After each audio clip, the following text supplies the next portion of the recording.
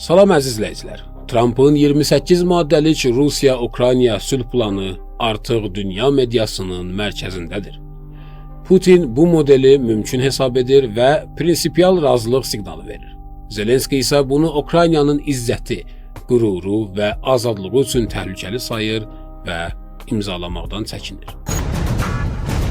Trump isə başqa xətt tutur. Sülh olacaq, yoxsa silahı və yardımı kəsərəm. Avropanın böyük hissəsi isə bu variantı məqsədə uyğun görmür.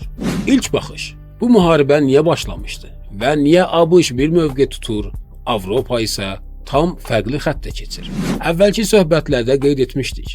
Qərbin qurmaq istədiyi yeni dünya düzəninə qarşı 3 əsas dövlət dayanır. Çin, Rusiya, İran. Çin iqtisadi rəqibdir. Rusiya siyasi və hərbi rəqibdir. İran ideoloji mərkəzdir.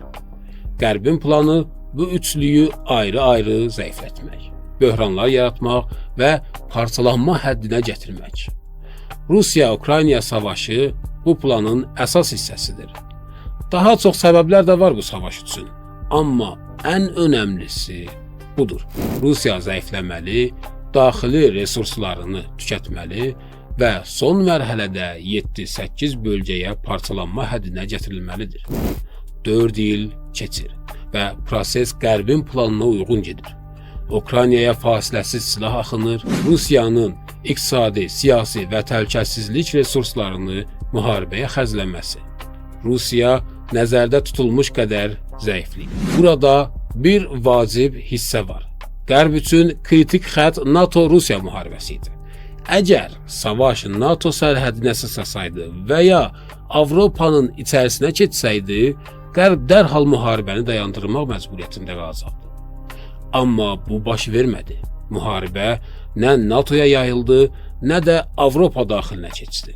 Yəni, kontrollu xaos davam edir. Və Qərb üçün risk dəyişməyib. Ona görə Avropa soruşur, plan işləyir, Rusiya zəifləyir. Nə dəyişdi ki, biz müharibəni dayandıraq? İtçilər onları dayandırmır. Bundan qat-qat artıq adam həlak olsa da onları narahat etmir. Ukraynanın dağılıb dağılmaması strateji məntiqi dəyişmir. Ukraynadan başqa bir neçə ölkə dağılsa belə onları qane edir. Qərb üçün əsas odur ki, müharibə nəzarətdədir və Rusiyanı tükəndirir. Bəs Trump niyə dayanmaq istəyir? Bu artıq ABŞ-Avropa dövlət maraqları deyil. Bu, Trump'ın şəxsi siyasi mövqeyidir. Trump'ın motivi sadədir. Özünü planet səviyyəli xilaskar kimi tarixə yazdırmaq. Özünü adi liderlərdən yuxarı göstərmək və heç kimin etmədiyini edən lider görüntüsünü yaratmaq. Sülh imzalansa, Trump dərhal özünə məxsus rəvayət quracaq. Müharibə nüvə həddinə yaxın idi. Dünya məhv olmaq üzrə idi. Atom zərbələri qlobal fəlakət yaradacaqdı. Mən gecə-gündüz çalışdım və dünyanı xilas etdim. Bu ifadəni bütün dünya mediasına yayacaq. Trump'ın psixologiyası budur. Özünü yer kürəsini xilas edən tarixdə yeganə lider kimi göstərmək. Trump sonra bütün ölkələrdən istəkləri olacaqdı. Mənim xidmətimi qiymətləndirin.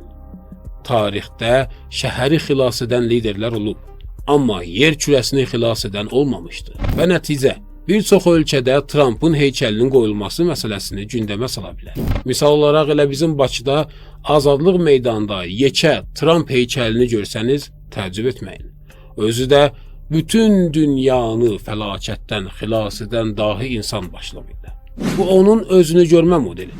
Amma əsas sual qalır. Trump bu şəxsi planı ABŞ dövlət mexanizminə necə qəbul etdirəcək? Amerikanın dövlət aparatını necə razı salacaq? Avropa ilə əlaqələri hansı həddə gərginləşəcək və nə qədər gedə biləcək? Bu, artıq zamanın göstərəcəyi tək məsələdir.